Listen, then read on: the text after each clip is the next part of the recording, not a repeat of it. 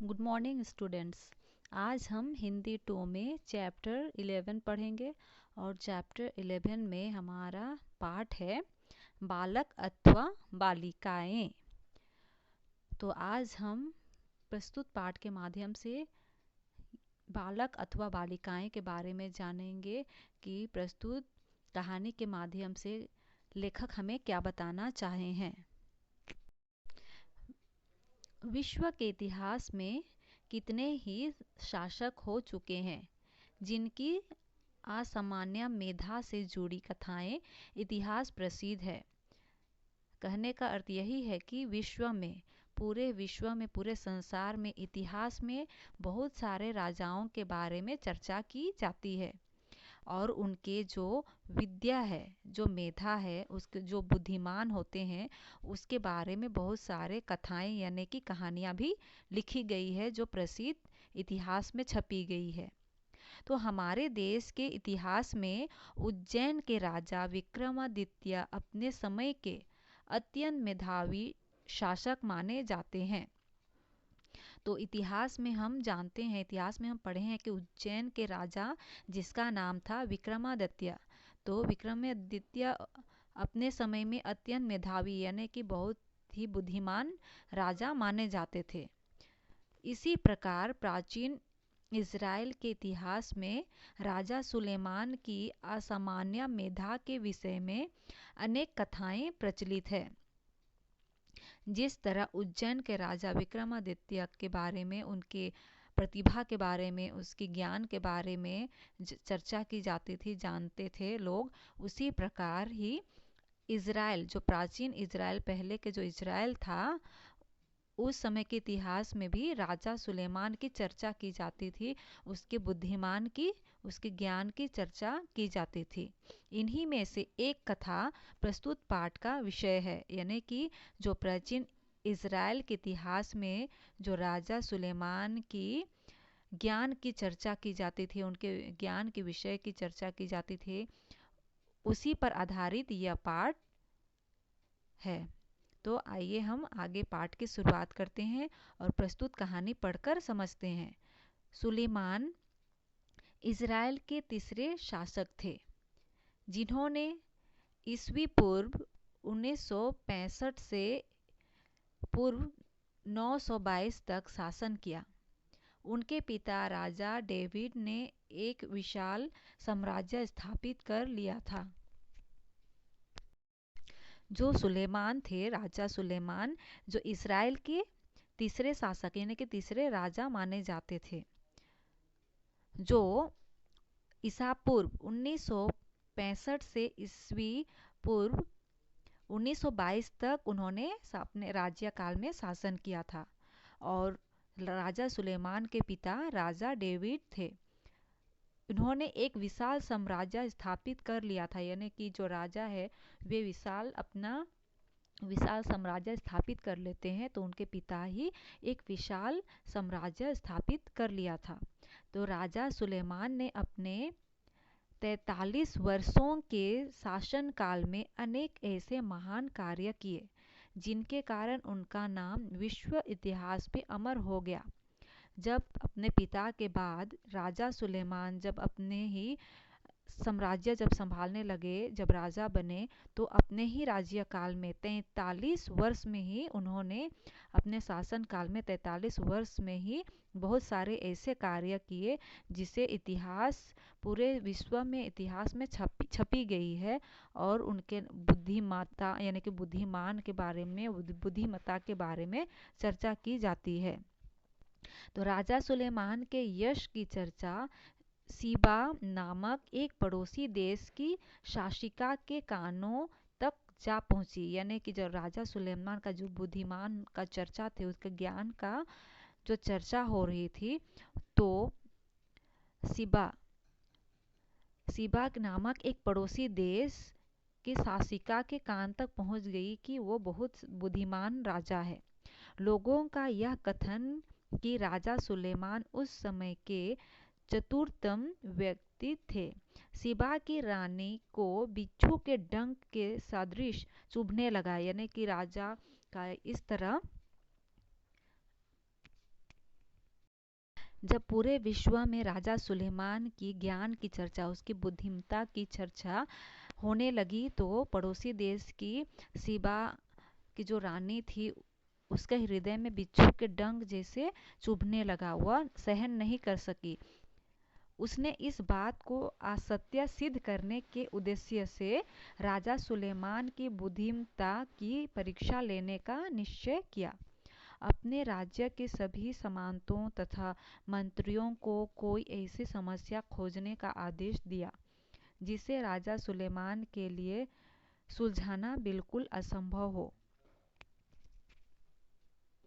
राजा सुलेमान की इस तरह बुद्धिमान होने का गुण सुनकर रानी सीबा की जो रानी थी, उसे अच्छा नहीं लगा और वह सबके सामने उसके बुद्धिमान होने को गलत सिद्ध करना चाह रही थी। इसलिए उन्होंने बहुत सारे ऐसे उद्देश्य निर्णय किया। सीबा की रानी अपने राज्य के सभी सामंतों को, यानी कि जो सामंत थे, मंत्री थे, उन्हें ऐसे समस्या खोजने का आदेश दिया जिसे राजा सुलेमान के लिए सुलझाना बिल्कुल असंभव हो, वह सिद्ध ना कर सके। जो भी प्रश्न दिया जाए उसका उत्तर हल ना कर सके, ऐसे समस्या उनके बीच में करने के लिए सामंतों को रानी ने आदेश दिया। सभी मंत्रीगण तथा सामंत नई नई समस्याएं रानी के समक्ष रखते रहे, परंतु उसे कोई भी समस्या ऐसी जटिल दिखाई ना दी जिसे सुलझाया जा सके।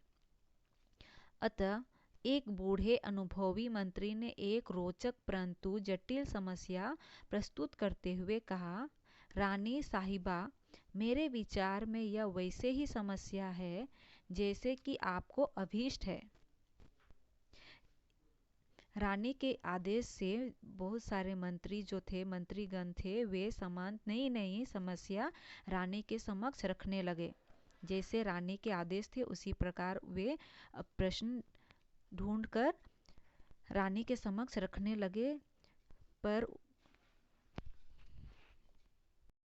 पर समस्याएं ऐसी जटिल यानी कि कठिन नहीं दिखाई देने लगी। तो बूढ़े अनुभवी मंत्री जो था, वह एक रोचक और जटिल यानी कि कठिन प्रश्न ढूंढकर प्रस्तुत किया, रानी के समक्ष प्रस्तुत किया। तो रानी साहिबा के विचार से यह वैसे ही समस्या थी। रानी मुस्कुराते हुए बोली, बिल्कुल ठीक कहा आपने मंत्री जी। मुझे पूर्ण विश्वास है कि राजा सुलेमान इस समस्या का समाधान प्रस्तुत करने में सफल नहीं हो पाएंगे। तत्पश्चात एक सोची समझी योजना बनाने के उपरांत रानी ने राजा सुलेमान को एक प्रीति भोज में भाग लेने हेतु निमंत्रण भेज दिया। प्रीति भोज का स्थल रानी के महल के अंतर्गत ही था। राजा ने निमंत्रण को सहर्ष स्वीकार कर लिया तथा वे निश्चित समय पर प्रीति भोज के स्थल पर पहुंच गए। राजा ने देखा कि दर्शकों की एक भारी भीड़ उस स्थल पर विद्यमान थी। उन्होंने देखकर राजा सुलेमान मन ही मन भाप गए, यानी कि राजा सुलेमान भीड़ को देखकर समझ गए कि क्यों उसे बुलाया गया है, कि प्रीति भोज के पीछे अन्य उद्देश्य अवश्य निहित है, कुछ अलग ही बात होगा, तभी राजा सुलेमान को यहाँ पर बुलाया गया है, यह राजा सुलेमान समझ गए। अतः वे पूर्णतः सतर्क हो गए। प्रीति भोज के समापन के उपरांत रानी ने राजा सुलेमान को संबोधित करते हुए कहा। जब रानी प्रीति भोज के लिए राजा सुलेमान को आमंत्रित की और राजा सुलेमान उसी रानी के कथन अनुसार वहां पर पहुंच गई, और जब प्रीति भोज का आयोजन भी समाप्त हुआ, उसी के उपरांत रानी राजा सुलेमान को संबोधित करते हुए कहा, महाराज, लोग कहते हैं कि आप अत्यंत मेधावी शासक हैं। यानी कि लोग कहते हैं कि राजा सुलेमान जो है बहुत ही प्रतिभाशाली यानी कि बुद्धिमान शासक है। अतः मैं आपके समक्ष एक समस्या रखना चाहती हूँ। आपको इसका समाधान प्रस्तुत करना होगा। मैं आपकी अत्यंत आभारी रहूंगी। तो जो रानी है शिवा की जो रानी है वह राजा सुलेमान के बारे में सुन चुकी थी कि वह बहुत ही ज़्यादा बुद्धिमान है। तो यह सुनकर रानी को अच्छा नहीं लगा था और उन्होंने ही यही सोचकर प्रीति भोज का आयोजन किया कि सबके समक्ष, लोगों के समक्ष ऐसे प्रश्न उसको पूछा जाए, राजा सुलेमान को के समक्ष प्रस्तुत किया जाए कि वह उस प्रश्न का हल ना कर सके और उसे लज्जित होना पड़े। इसीलिए उन्होंने सबके समक्ष कुछ प्रश्न प्रस्तुत करना चाहा और राजा सुलेमान को बुलाया। पर प्रीति भोज तो बस एक बहाना था प्रश्न पूछने के लिए।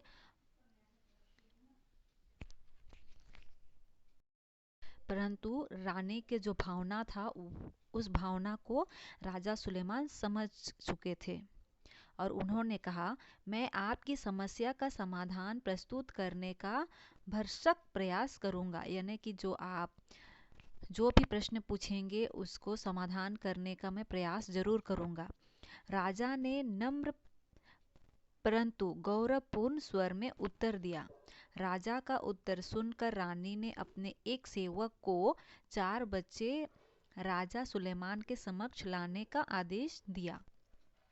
चारों बच्चे समवयस्क थे, यानी कि चारों बच्चे छोटे ही थे तथा उसकी आयु 8 वर्ष के आसपास ही थी।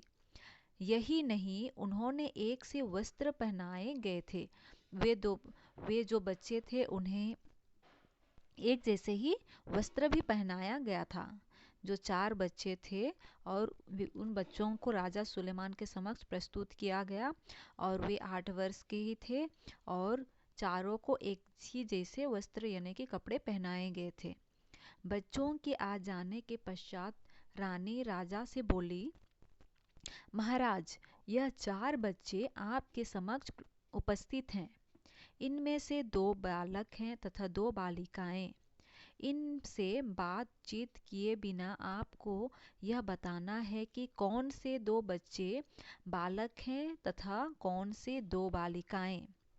राजा सुलेमान शांत मुद्र में सब कुछ सुनते तथा देखते रहे। जब राजा सुलेमान के समक्ष यह प्रश्न प्रस्तुत किया गया और उन बच्चों को प्रस्तुत किया गया, चारों बच्चों को, और कहा गया कि इन्हें बस देखना है और आपको बस बताना है कि ये बच्चे बालक हैं, कौन बच्चे बालक है और कौन बालिकाएं। तो राजा सुलेमान शांत हो गए और देखने लगे। सभी दर्शक अत्यंत उत्सुकता पूर्वक राजा की ओर देख रहे थे। वह देखना चाहते थे कि राजा सुलेमान किस प्रकार इस समस्या का समाधान करेंगे। जहाँ तक रानी का प्रश्न है, उसे दृढ़ विश्वास था कि राजा सुलेमान उनकी परीक्षा में उत्तीर्ण नहीं हो पाएंगे। राजा सुलेमान कुछ समय तक गहन विचार में खोए चुपचाप बैठे रहे। उन्होंने प्रीति भोज के पीछे छुपे रहस्य का पता चल गया था। राजा ने भारी संख्या में वर्तमान दर्शकों के समक्ष उनके बुद्धि परीक्षण की योजना बनाकर ही उस प्रीति भोज का आयोजन किया था। अतः उस परीक्षा में उत्तीर्ण होना उनकी प्रतिष्ठा तथा गौरव की बात थी।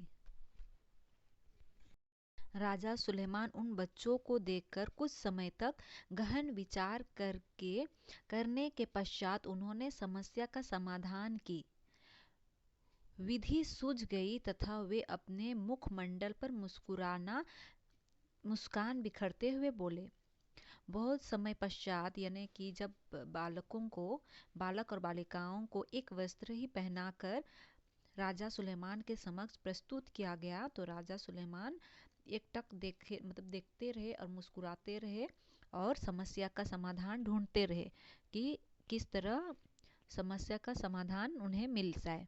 लेकिन आखिरकार गहन विचार करने के पश्चात उन्हें समस्या का समाधान मिल ही गया और एक विचार आया, उनके मन में एक विचार आया और उनके मुखमंडल में मुस्कान बिखरने लगा।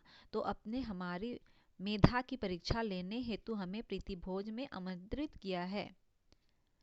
उन्होंने राजा सुलेमान रानी शिवा की रानी को यही बोली कि अच्छा, तो आपने हमारी मेधा यानी कि हमारी बुद्धिमत्ता को का परीक्षा लेने के लिए, हमारी ज्ञान की परीक्षा लेने हेतु हमें प्रीति भोज में आमंत्रित किया है।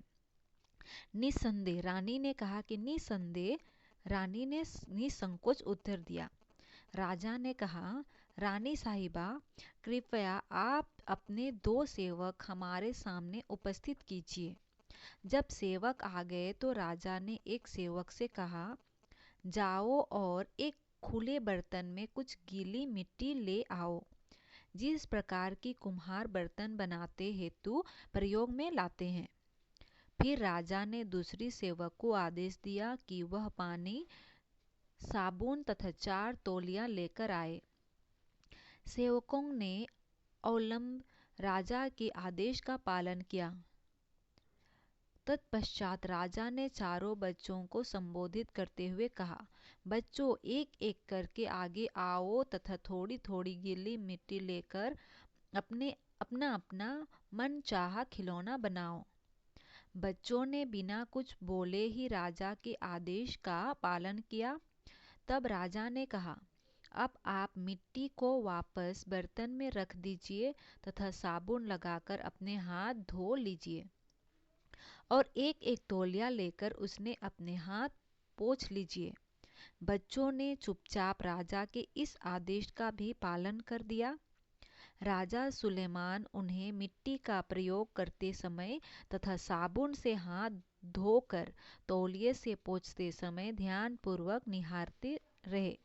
जब चारों बच्चे अपने अपने स्थान पर जा बैठे तो राजा सुलेमान मुस्कुराते हुए अपने आसन से उठे तथा बच्चों के समीप जा खड़े हुए।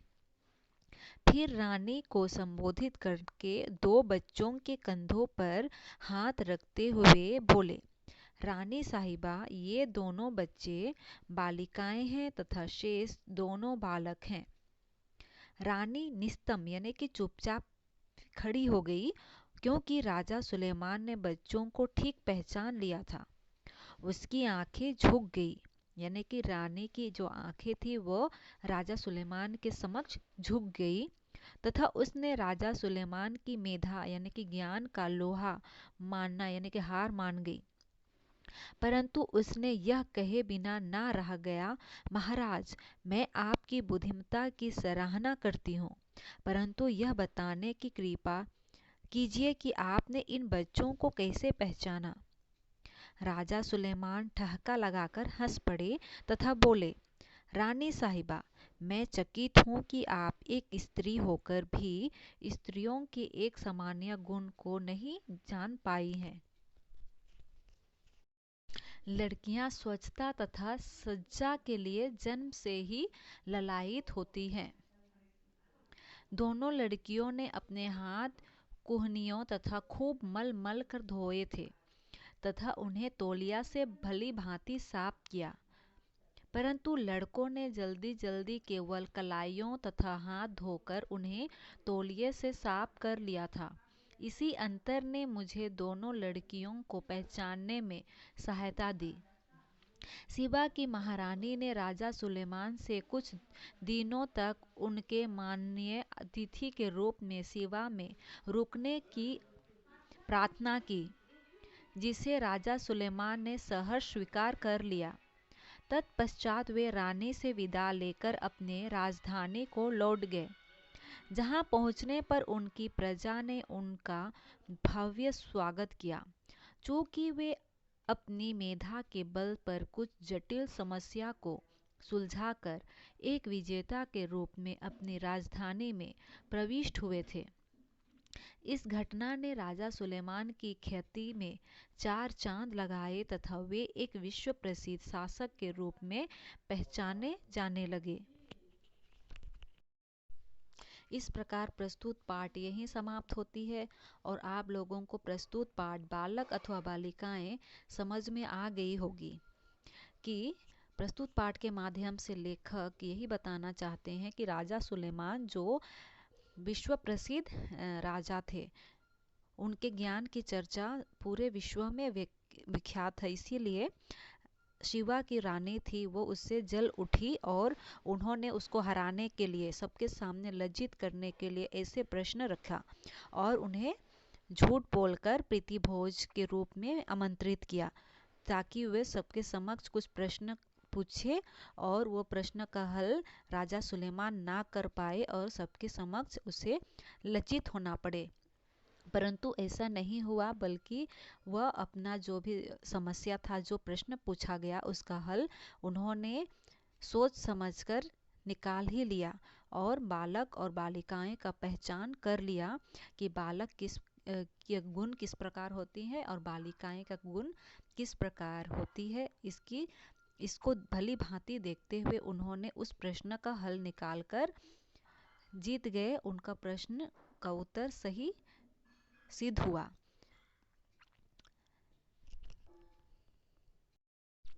इस प्रकार प्रस्तुत पाठ के माध्यम से यही देखें कि राजा सुलेमान सचमुच में विश्व के प्रसिद्ध और प्रतिभाशाली यानी कि ज्ञान का भंडार भरा हुआ शासक यानी कि राजा थे। तो आप अच्छी तरह से प्रस्तुत पाठ बालक अथवा बालिकाएं पढ़कर अच्छी तरह से समझ लीजिए।